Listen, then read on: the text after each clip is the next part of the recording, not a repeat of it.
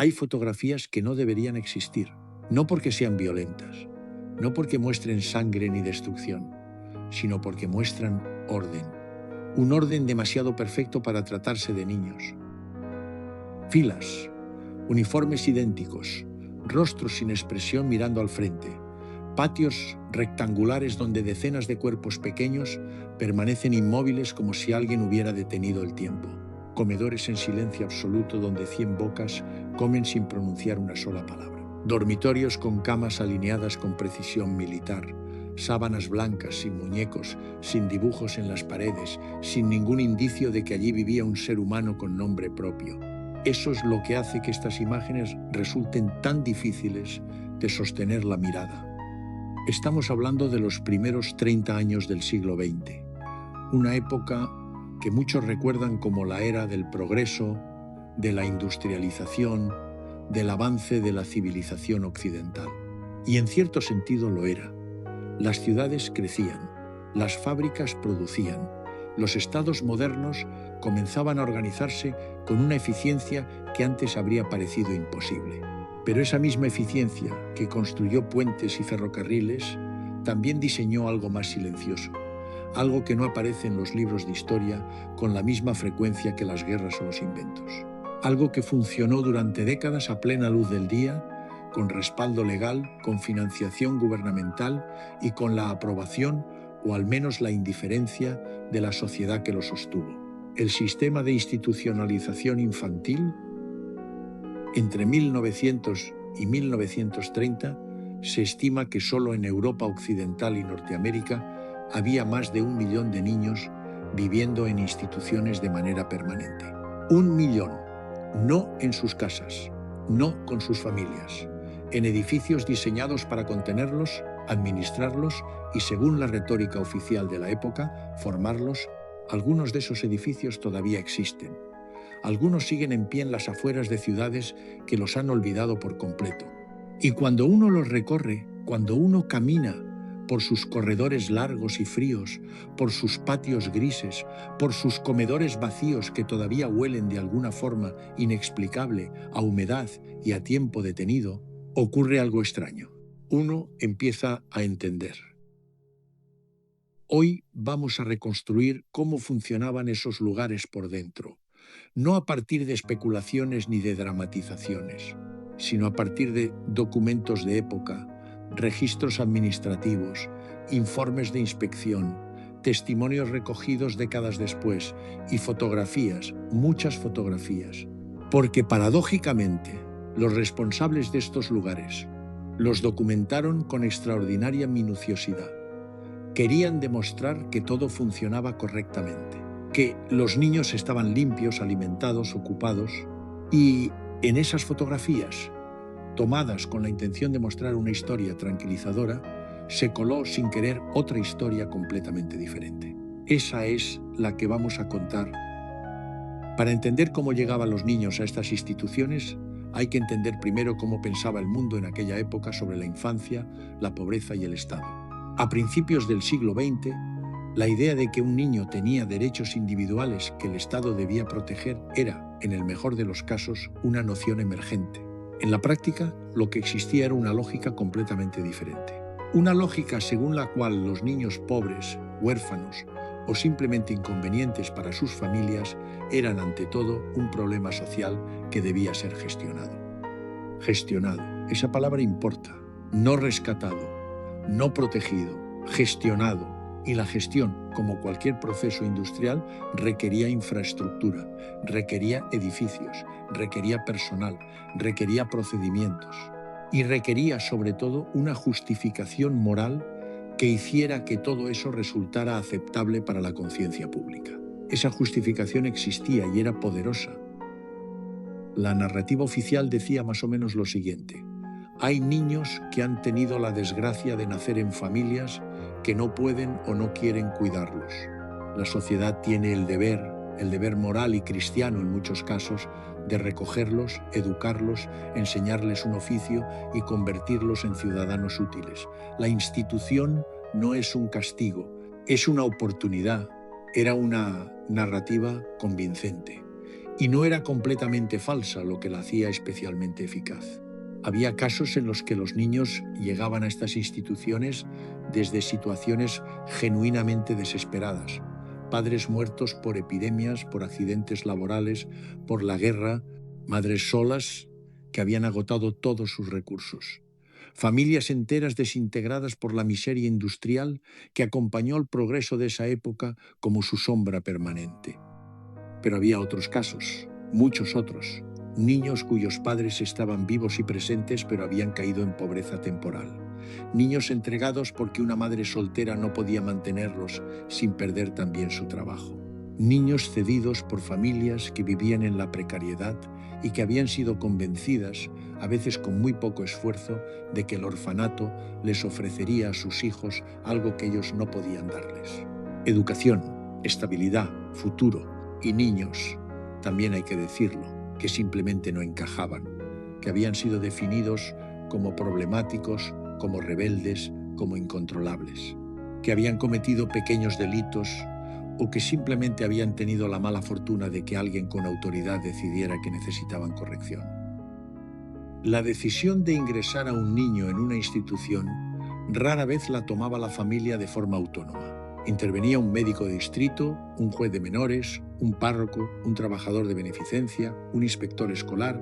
El Estado moderno había construido una red de pequeñas autoridades locales que tenían capacidad de señalar, derivar e institucionalizar. Y esa red funcionaba con una eficiencia que hoy resulta inquietante. Los registros de admisión que han sobrevivido en archivos europeos y norteamericanos muestran una burocracia perfectamente articulada, formularios con casillas, categorías de ingreso, clasificaciones, niño huérfano total, niño seminiérfano, niño abandonado, niño en situación de peligro moral. Esa última categoría era especialmente elástica y se aplicó con una generosidad que hoy nos resultaría alarmante. Peligro moral. Una frase que podía significar casi cualquier cosa, que podía aplicarse a un niño que vivía en una calle pobre, que pasaba demasiado tiempo sin supervisión adulta, que había sido visto en compañía de personas consideradas indeseables. En algunos casos, simplemente que era hijo de una mujer que ejercía la prostitución o que tenía antecedentes penales. El niño no había hecho nada. Pero el niño pagaba, es menor que numeral 1. 5 numeral es mayor que... Las familias que entregaban a sus hijos lo hacían, en la mayoría de los casos, documentados, con una mezcla de alivio y de culpa que los testimonios posteriores describen de forma casi idéntica en países y décadas distintas. Creían o querían creer que sus hijos estarían mejor, que comerían, que aprenderían, que cuando crecieran tendrían algo que ofrecer al mundo. Lo que la mayoría no podía imaginar, porque nadie se lo explicó y porque las puertas de estas instituciones eran, en todos los sentidos, puertas de una sola dirección, es lo que ocurría exactamente detrás de esas paredes. En unos minutos lo veremos con precisión. Pero primero volvamos a ese momento específico, ese momento que aparece en decenas de testimonios recogidos décadas después por investigadores, sociólogos e historiadores que se tomaron el trabajo de escuchar a los que habían sobrevivido al sistema, la llegada. Los testimonios coinciden en detalles que son demasiado específicos para ser casuales. El sonido de las puertas, no puertas normales, sino puertas pesadas, de madera oscura o de hierro, que se abrían hacia adentro y se cerraban con un sonido definitivo. Un sonido que varios de los que lo vivieron describieron, ya de adultos, como el sonido más aterrador de sus vidas. No porque fuera fuerte, sino porque sabían que significaba algo que no podían nombrar todavía, pero que sentían con una claridad brutal, que el mundo que habían conocido hasta ese momento había terminado. El edificio en sí formaba parte del sistema desde el primer instante. Los orfanatos industriales de principios del siglo XX no eran, salvo excepciones, lugares pequeños y acogedores. Eran instituciones a gran escala construidas con una arquitectura que transmitía un mensaje muy claro antes de que nadie dijera una sola palabra. Fachadas de piedra o ladrillo oscuro, ventanas pequeñas y elevadas, diseñadas para dejar pasar luz, pero no para permitir vistas hacia el exterior, muros perimetrales altos, patios interiores que desde arriba tenían la forma de un rectángulo cerrado, corredores largos y rectos que no llevaban a ningún lugar particular, sino que conectaban espacios funcionales entre sí. Todo diseñado para que el movimiento fuera controlable, para que hubiera siempre una distancia fácil de recorrer entre cualquier punto del edificio y la autoridad que lo supervisaba. Los arquitectos que diseñaron estos lugares no eran personas maliciosas, eran profesionales que aplicaban principios que en su época se consideraban avanzados. La idea de que el espacio físico podía moldear el comportamiento, que una arquitectura bien pensada podía producir individuos bien ordenados, era en aquellos años una convicción científica respetable. Jeremy Bentham había diseñado su panóptico 70 años antes.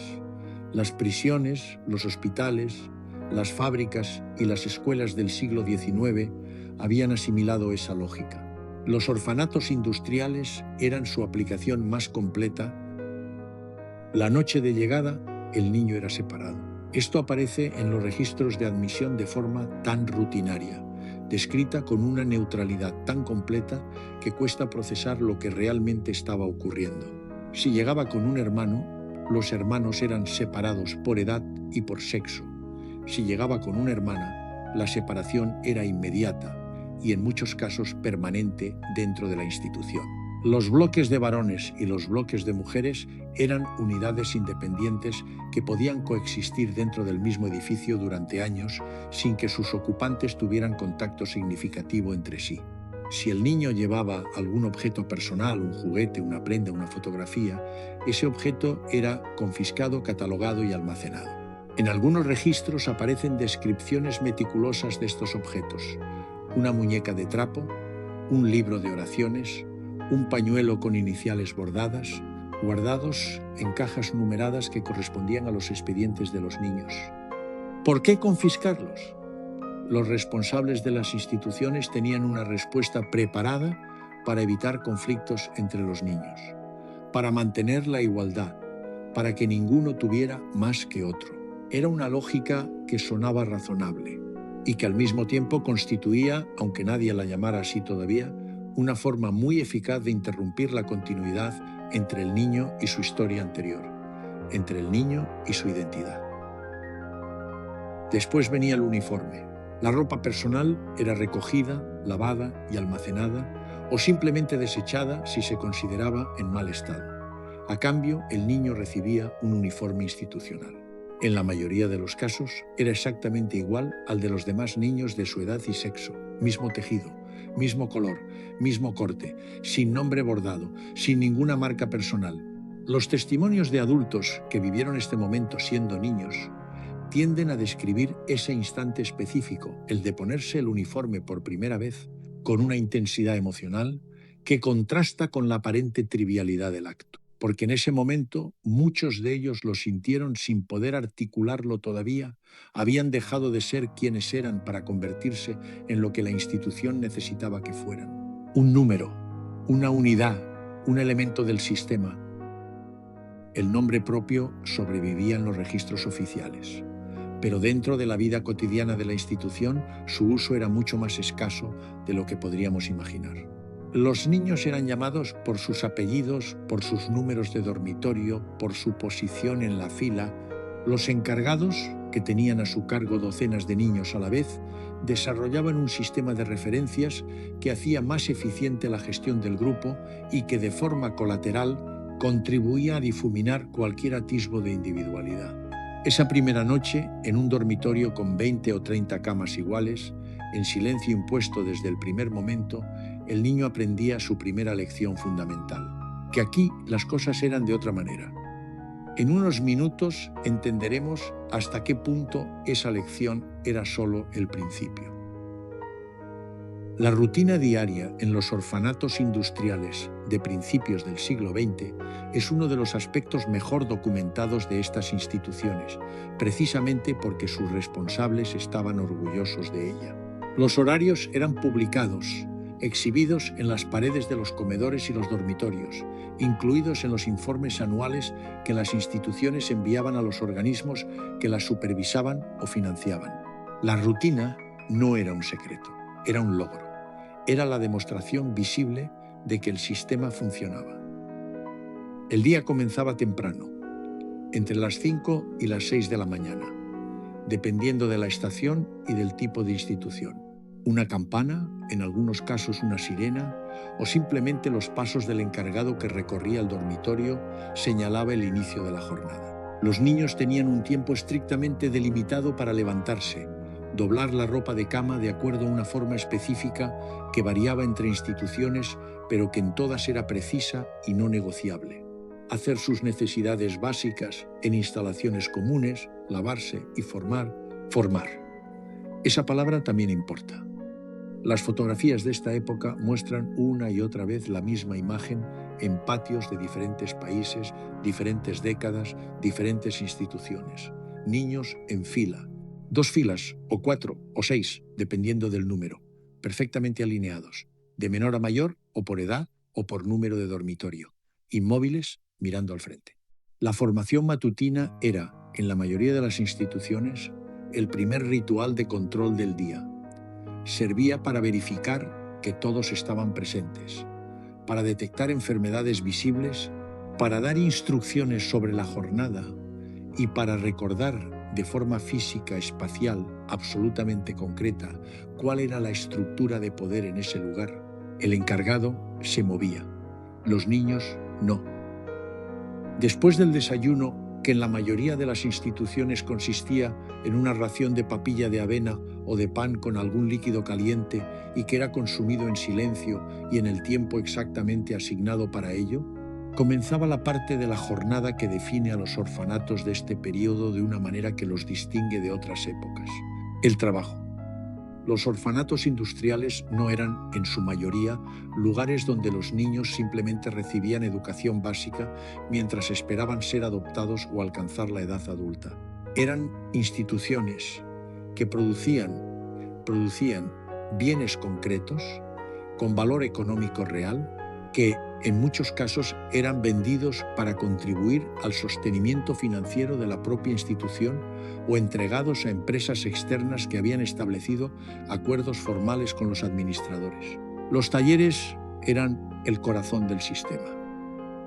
Costura, carpintería, zapatería, lavandería industrial, imprenta, agricultura en los establecimientos rurales, fabricación de cestas, de esteras, de cajas. Los niños más pequeños realizaban tareas de soporte, acarreo, limpieza y clasificación. Los mayores operaban maquinaria, manejaban herramientas y producían a ritmos que los registros de producción, que también han sobrevivido en algunos archivos, muestran que no eran en absoluto simbólicos. Un informe de una institución inglesa de 1907, conservado en los Archivos Nacionales del Reino Unido, detalla la producción semanal del taller de costura: 142 prendas terminadas, 83 en proceso, 24 niñas entre 8 y 14 años, 6 días de trabajo. Las matemáticas no necesitan comentario adicional. La justificación oficial era, de nuevo, convincente: enseñarles un oficio, prepararlos para la vida laboral, evitar la ociosidad, que en la mentalidad de aquella época era considerada no solo improductiva, sino moralmente peligrosa, el trabajo como formación del carácter.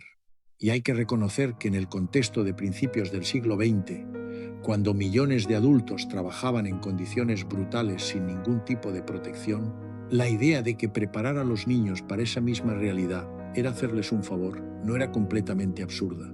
Pero había algo más en los talleres de estas instituciones que no encajaba en esa narrativa. Era la repetición. No la repetición necesaria para aprender un oficio, sino la repetición sistemática calculada de tareas fragmentadas que no conducían a ningún aprendizaje real. Un niño que durante meses, durante años, realizaba una sola operación dentro de un proceso de producción: enhebrar agujas, lijar una misma pieza, doblar telas de una sola manera, no estaba aprendiendo costura o carpintería. Estaba siendo utilizado como fuerza de trabajo barata dentro de un sistema de producción que había encontrado en la institución una fuente de mano de obra cautiva, disciplinada y sin coste. Esto no era un secreto para todos los que participaban en el sistema. Había administradores que lo sabían, había empresarios externos que lo aprovechaban deliberadamente y había inspectores que miraban los registros de producción y los libros de contabilidad y entendían perfectamente la ecuación que tenían delante. Pero el sistema tenía su propia inercia y la inercia era mucho más poderosa que cualquier duda individual. El mediodía traía el comedor, y el comedor era uno de los espacios más cargados de significado dentro de la arquitectura del control institucional. Las fotografías de comedores en estas instituciones tienen algo que resulta visualmente perturbador antes de que uno pueda identificar exactamente qué lo produce. Tardan un momento en revelar su secreto, y cuando lo hacen, uno no puede dejar de verlo. El silencio. No hay silencio fotográfico, por supuesto, pero hay algo en la disposición de los cuerpos, en la uniformidad de las posturas, en la ausencia de movimientos que no sean los estrictamente necesarios para comer, que comunica el silencio con una claridad que ningún sonido podría superar. En la mayoría de las instituciones bien documentadas, comer en silencio era una norma explícita. Algunos administradores lo justificaban con razones higiénicas, otros con razones educativas. La comida debía ser consumida con recogimiento, con gratitud, con conciencia de que era un privilegio y no un derecho. En algunos establecimientos, el silencio en el comedor era total durante toda la comida. En otros, había periodos en que se permitía hablar en voz baja. En los más formales, un niño leía en voz alta mientras los demás comían. Textos religiosos, en su mayoría, pasajes edificantes, palabras que llenaban el espacio sonoro del comedor para que ninguna otra cosa pudiera llenarlo. La cantidad de comida era otro tema, suficiente en la mayoría de los casos para mantener a los niños funcionando, no generosa en casi ninguno. Los registros de menús que han sobrevivido muestran una monotonía que los testimonios posteriores confirman y amplían: las mismas comidas los mismos días de la semana durante años, el mismo sabor, la misma textura, la misma porción medida con la misma cuchara por el mismo encargado. Las inspecciones eran otro ritual cotidiano que las fotografías documentan con una regularidad significativa. Inspecciones de higiene personal: manos, cuello, orejas, dientes. Los niños pasaban en fila frente al médico o el encargado, que los examinaba con la misma eficiencia con que uno podría revisar un inventario. No era crueldad, era protocolo, y eso, en cierto sentido, era lo más desconcertante. La frialdad no venía de la malicia, venía de la normalización, de la idea completamente interiorizada de que los niños que estaban allí eran responsabilidad institucional, no seres humanos con una vida interior que merecía ser reconocida. Los informes médicos de estas instituciones son documentos peculiares, meticulosos en los datos cuantitativos: peso, altura, condición de los dientes, presencia de parásitos, enfermedades infecciosas detectadas, completamente silenciosos en lo que no podía ser medido. Ninguna nota sobre el estado emocional, ninguna observación sobre si un niño parecía triste o asustado o simplemente ausente. Esas categorías no existían en los formularios. Lo que no tiene casilla no existe. El sistema de disciplina que mantenía todo esto en funcionamiento es quizás el aspecto más matizado y más difícil de analizar sin caer en simplificaciones. No era, en la mayoría de los casos, un sistema basado principalmente en castigos físicos explícitos. Era algo más sofisticado. Era un sistema basado en la omnipresencia de la posibilidad del castigo, que es psicológicamente mucho más eficaz que el castigo mismo. Las normas eran extensas, minuciosas, abarcaban prácticamente cada aspecto de la vida cotidiana. La postura correcta al sentarse, la forma de caminar por los corredores, siempre en fila, siempre en silencio, siempre por el lado derecho, la manera de dirigirse a los encargados, con qué palabras exactas, con qué tono, el momento y la forma correcta de dormir, el momento y la forma correcta de despertar. Y junto a cada norma, implícita o explícita, estaba su consecuencia. En algunos lugares esas consecuencias eran suaves. trabajo adicional, privación de la ración extra del domingo, 1 hora de pie en el pasillo. En otros eran más severas, pero incluso en las instituciones con regímenes más duros, el mecanismo fundamental no era la violencia, sino el sistema de vigilancia que hacía que la violencia rara vez fuera necesaria. Porque los niños se vigilaban entre sí, no por malicia, no porque existiera un sistema formal de delatores, aunque en algunos lugares existía, sino porque cuando las consecuencias de las infracciones podían recaer sobre el grupo, cuando una infracción individual podía significar que todos perdieran algo, la presión del grupo se convertía en el mecanismo de control más eficaz imaginable. El niño que pensaba en resistir, en romper una norma, en hacer algo diferente a lo que se esperaba de él, tenía que calcular no solo el riesgo para sí mismo, sino el costo para los demás. Y ese cálculo, para un niño de 8 o 10 años, era paralizante. Pero había algo más profundo aún que el miedo al castigo. Algo que los testimonios de adultos que habían vivido en estas instituciones describen con una consistencia que resulta reveladora. Era el silencio interno. Un silencio que no era simplemente la ausencia de ruido.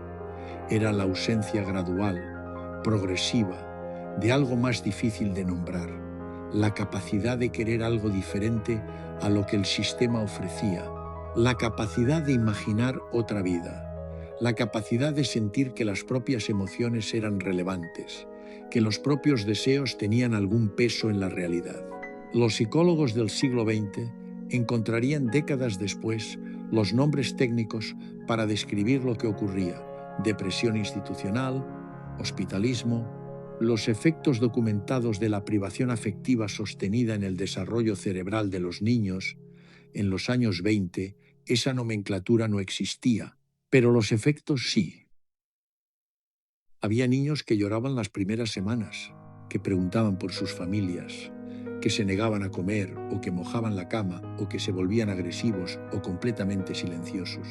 Los encargados describían estas reacciones en sus informes con términos que oscilaban entre la comprensión profesional y la impaciencia administrativa: periodo de adaptación, conducta disruptiva en resolución, ajuste en progreso.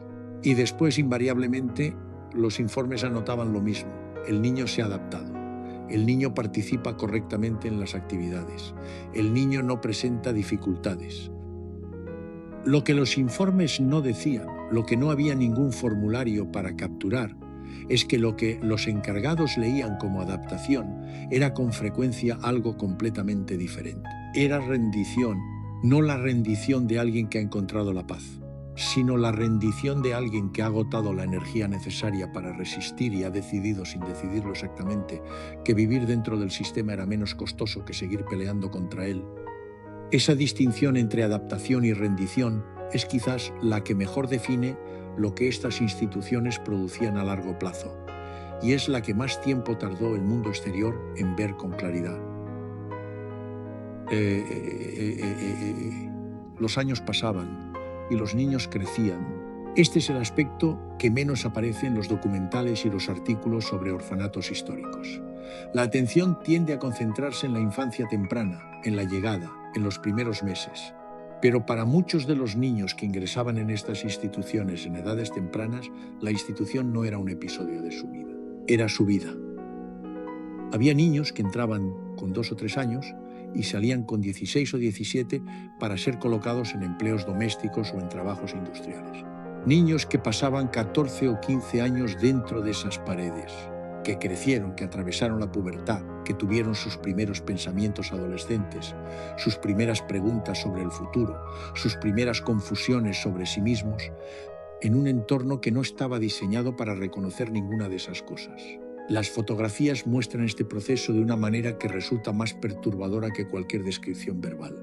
Si uno tiene acceso a fotografías de la misma institución tomadas en años sucesivos, puede ver los mismos niños envejeciendo en el encuadre, los mismos uniformes, ahora en tallas más grandes, las mismas filas, con los mismos rostros, ahora con rasgos más maduros, la misma postura, la misma expresión, o mejor dicho, la misma ausencia de expresión. porque eso es lo que más llama la atención cuando uno se sienta a observar estas fotografías durante el tiempo suficiente. No hay expresiones neutrales en sentido estricto. Lo que hay es algo que se parece a la neutralidad, pero que tiene una textura diferente. Una textura que los médicos que años después trabajaron con adultos institucionalizados reconocían de inmediato. Era el rostro de alguien que ha aprendido que mostrar lo que siente no tiene ninguna consecuencia positiva, que ha interiorizado tan completamente la norma del control emocional que ya no sabe con claridad qué está controlando. La identidad en estas instituciones no desaparecía de golpe, se erosionaba. Como el agua erosiona la piedra, no con golpes, sino con la repetición constante, día tras día, año tras año, del mismo mecanismo, el nombre que casi nunca se usaba, las pertenencias que no existían, los recuerdos de antes que nadie preguntaba y que con el tiempo dejaban de ser invocados, porque invocarlos dolía más que no hacerlo. Las decisiones que nunca se tomaban porque no había nada que decidir. La ropa del mismo color, la cama en el mismo lugar, la comida a la misma hora. Y la ausencia de afecto sostenido. Esta puede ser la parte más importante y la más difícil de cuantificar. No es que en estas instituciones no hubiera personas con buenas intenciones, las había.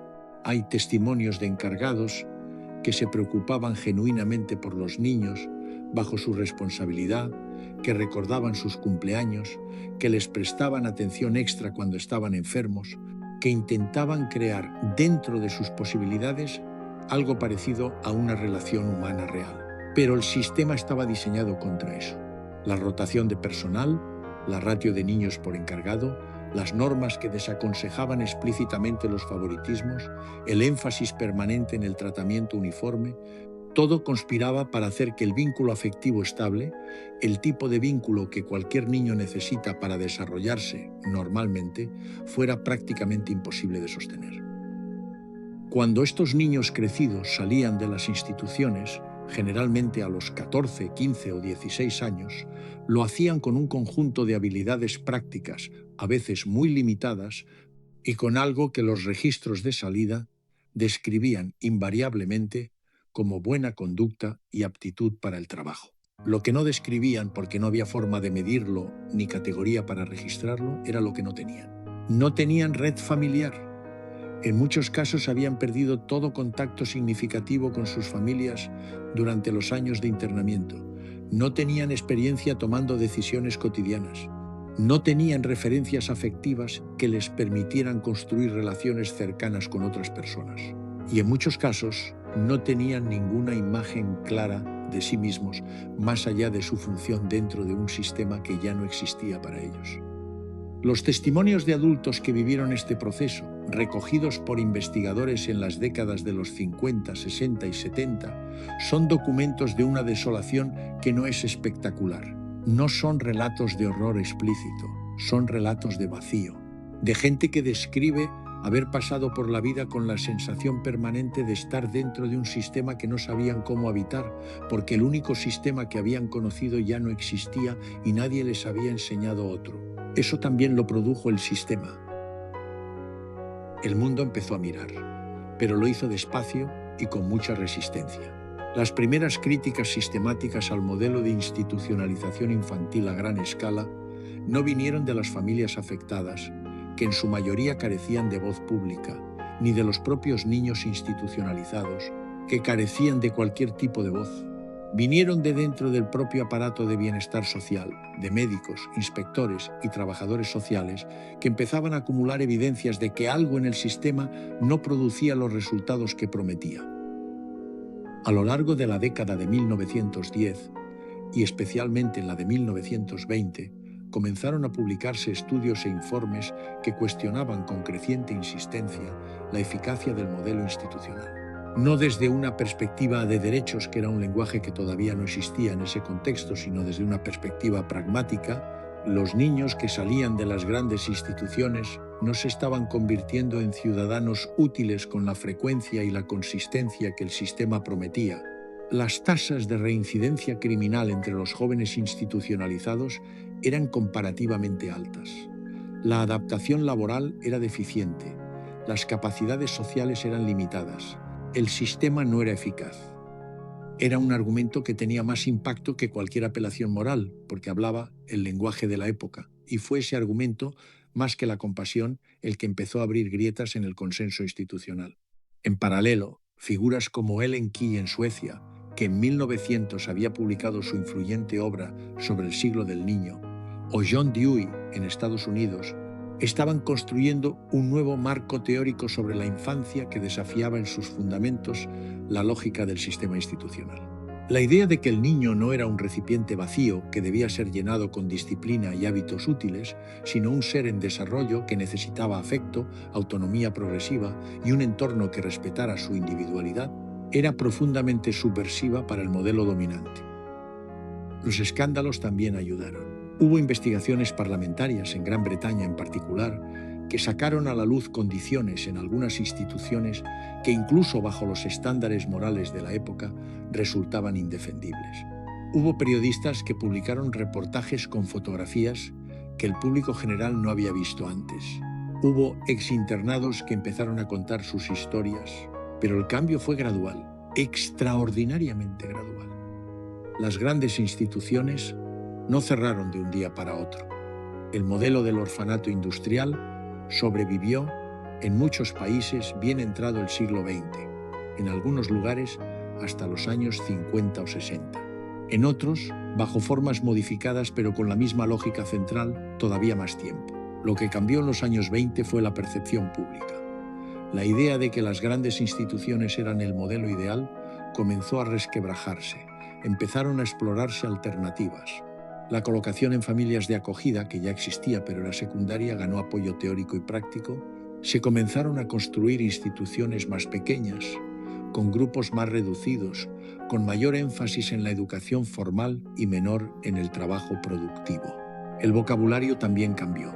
Se empezó a hablar de hogar, de familia sustituta, de ambiente familiar, palabras que reconocían implícitamente que lo que el sistema anterior había construido era precisamente la ausencia de todo eso. Pero las instituciones que cerraron no desaparecieron sin dejar rastro. Dejaron edificios vacíos, muchos de los cuales todavía existen. Dejaron archivos y dejaron personas. Personas que habían crecido dentro de esas paredes y que llevaban en ellas en formas que la psicología del siglo XX tardaría décadas en comenzar a comprender la huella de lo que el sistema había producido en ellas. Cuando uno mira hoy las fotografías de estos lugares, sabiendo lo que ahora sabemos sobre el desarrollo infantil, sobre el vínculo afectivo, sobre los efectos neurológicos de la privación emocional sostenida, sobre lo que necesita un ser humano en sus primeros años para construir una vida que pueda llamar propia, esas imágenes adquieren una densidad que es difícil de sostener. No porque sean violentas, porque son ordenadas, porque muestran un sistema que funcionaba, que producía exactamente lo que se proponía producir y que durante décadas tuvo el respaldo de médicos, juristas, religiosos, filósofos y políticos que creían o al menos podían convencerse de que lo que hacían era correcto. La historia de los orfanatos industriales no es la historia de monstruos. Es algo más complicado y en cierta medida más perturbador. Es la historia de cómo una sociedad entera puede construir y sostener un sistema que causa un daño enorme y silencioso, sin que nadie en particular tenga que ser malvado para que eso ocurra. Es la historia de la normalización, de cómo las cosas que se hacen todos los días dejan de parecer cuestionables, de cómo los que trabajan dentro de un sistema acaban viendo lo que el sistema les permite ver y dejando de ver lo que el sistema no tiene casilla para registrar. De cómo la burocracia puede producir lo que la crueldad directa nunca podría producir de forma tan sostenida y tan eficaz, una maquinaria de daño que no necesita odio para funcionar, solo necesita indiferencia, solo necesita rutina. Esas fotografías que mencionamos al principio, esas imágenes de filas de niños en patios rectangulares, de comedores en silencio absoluto, de dormitorios sin ningún objeto personal sobre las camas, no son documentos de la barbarie pasada que nos permiten sentirnos cómodos desde la distancia. Son preguntas sobre qué sistemas del presente producen qué tipos de daño sin que ninguno de los que participan en ellos sea consciente de estar haciendo nada malo. Preguntas sobre qué queda fuera de nuestros formularios y nuestras categorías y nuestras métricas de eficiencia. Preguntas sobre qué es lo que no estamos viendo porque no tenemos la casilla para registrarlo. Los niños de esas fotografías, en su gran mayoría, no tienen nombre en los archivos públicos. Sus rostros aparecen numerados o clasificados por institución y año. Vivieron dentro de un sistema que trabajó sistemáticamente para hacer que su individualidad fuera invisible. Lo mínimo que podemos hacer desde aquí y desde ahora es verlos. Si esta historia te ha dejado con más preguntas que respuestas, es porque debería. Hay décadas de archivo todavía poco explorado, testimonios todavía sin transcribir, edificios todavía en pie que guardan en sus paredes una historia que la memoria oficial ha preferido no recordar con demasiada nitidez. Esa historia seguiremos contando. Gracias por estar aquí.